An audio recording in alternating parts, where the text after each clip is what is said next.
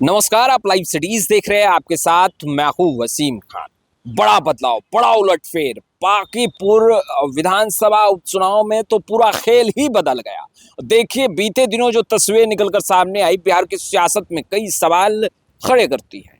और देखिए, पहला सवाल तो सबसे ज्यादा यही सभी के दिलों में जो है और जहन में घूम रहा है कि क्या सच में अभिषेक कुमार सिन्हा उर्फ बंटी ने पारिवारिक कारणों से अपना नाम वापस लिया, और क्या सच में पारिवारिक कारणों के कारण ही बीजेपी ने अपने पहलवान को बदला और नीरज कुमार सिन्हा को आगे कर दिया।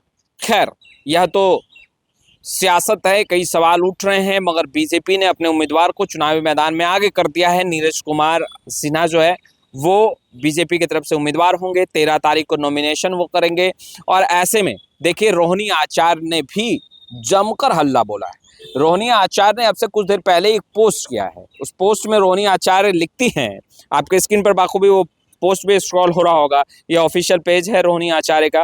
वो लिखती हैं कि बांकीपुर में तो बीजेपी की गियर ही फंस गई।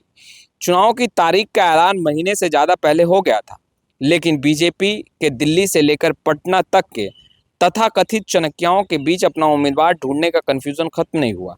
नवाकान खत्म होने के 3 दिन पहले तक जो पार्टी अपना दूल्हा तय नहीं कर पा रही, वह क्षेत्र का भविष्य क्या खाक तय करेगी। 2 दिन पहले तक बीजेपी के लोग अपने जिस पूर्व घोषित प्रत्याशी की खूबियां गिनाते नहीं थक रहे थे, कल अचानक उस प्रत्याशी को ही बदल दिया।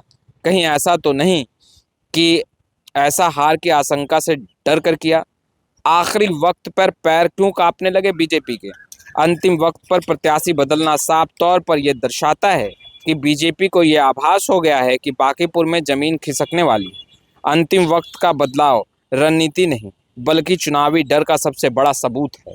देखिए, यह रोहिणी आचार्य लिखती हैं और रोहिणी आचार्य कहती हैं कि आखिरी वक्त पर जो ये उम्मीदवार बीजेपी ने बदले हैं, कहीं ना कहीं बीजेपी को यह डर सता रही है और यह पैर कांपते हुए दिख रहे हैं बीजेपी के, क्योंकि उन्हें लग रहा है कि यह बांकीपुर जो विधानसभा उपचुनाव होने वाला है, इसमें हार का सामना करना पड़ सकता है।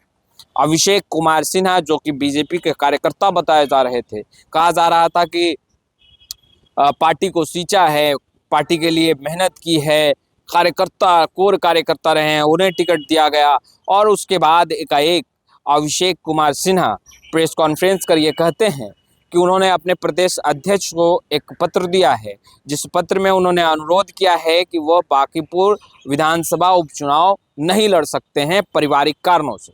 और ऐसे में सियासत एकाएक गर्म हुई देर शाम, और कई सवाल फिर उठने लगे, क्या सच में पारिवारिक कारण रहा या कुछ और।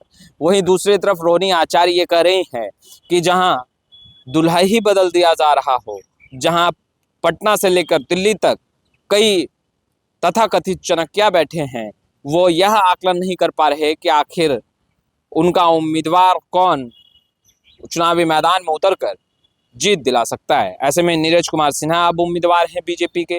रोहिणी आचार्य ने क्या कुछ लिखा आपने सुना ही, आपने पढ़ा ही।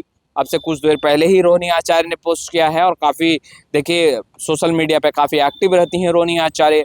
अब देखिए, रोहिणी आचार्य भी कह रही हैं कि बीजेपी के पैर काँप रहे हैं, हार का डर सता रहा है।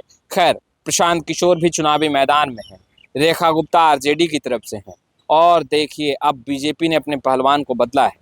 क्या गियर सच में फंस गया है, या फिर गियर अब टॉप पर शिफ्ट करने की बारी है। फिलहाल इस वीडियो में इतना ही। अब तक आपने हमारे चैनल को सब्सक्राइब नहीं किया है, तुरंत सब्सक्राइब कर ले। आपका बहुत बहुत शुक्रिया।